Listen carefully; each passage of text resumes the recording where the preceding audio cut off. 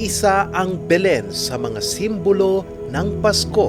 Bagamat dekorasyon man para sa iba, para sa mga Tarlakenyo, nagbibigay ito ng malalim na kahulugan sa pagdiriwang ng Pasko. At ngayong taon, huling ipinamalas ng mga Tarlakenyo ang kanilang angking galing sa paggawa ng mga life-size Belen sa ika-18 taon ng Belenismo sa Tarlac, isang taunang patimpalak ng Tarlac Heritage Foundation. Kaya naman ang mga komunidad, LGU, simbahan at organisasyon, kanya-kanya ang pakulo sa kanilang mga Belen.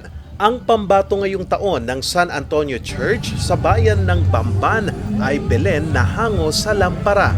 Ang mga materyales na ginamit ay mga laruan at mga recycled materials. Actually, ang naging inspiration namin yung mga bata, nag-share sila ng mga kanilang mga laruan.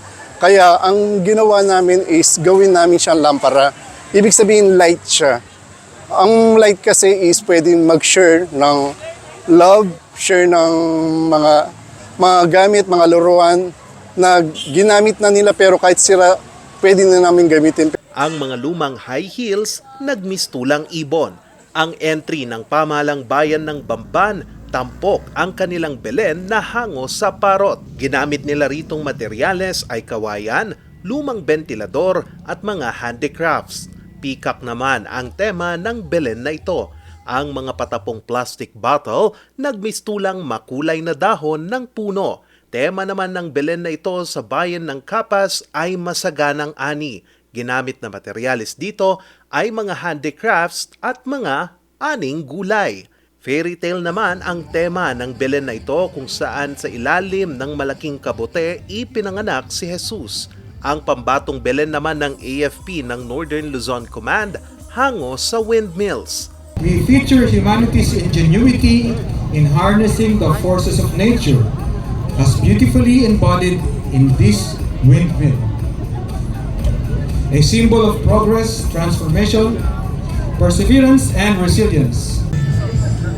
Ang mga Belen, isa-isang pinasyalan ng mga ambassadors ng iba't ibang bansa.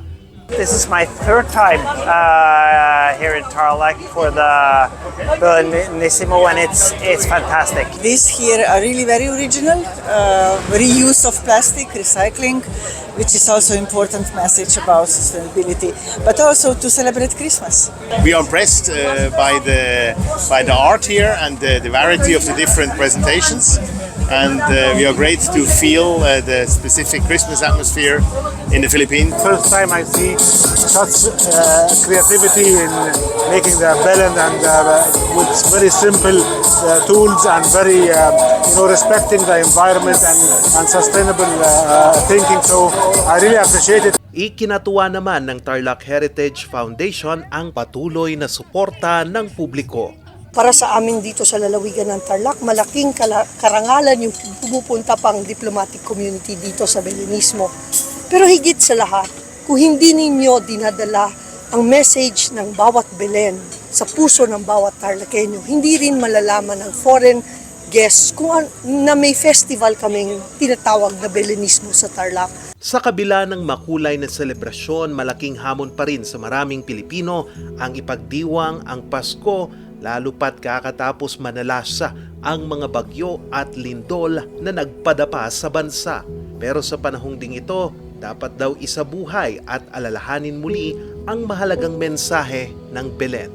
Ito ay ang pag-asa, pagmamahalan at kapayapaan. So sana lahat tayo na hindi man napinsala ng talagang sobra-sobra kagaya ng Cebu, Virac at ibang mga probinsya, alalahanin mo rin natin sila sa ating mga dasal na sana dumating ang tulong sa kanila at maging sana isang kabuluhang Pasko pa rin para sa lahat ng nasalanta. Sa darating na Sabado, November 22, sasalang sa final judging ang 52 mga Belen at sa darating na November 29 naman gaganapin ang awards night. Charles Nicolimon, RNG News.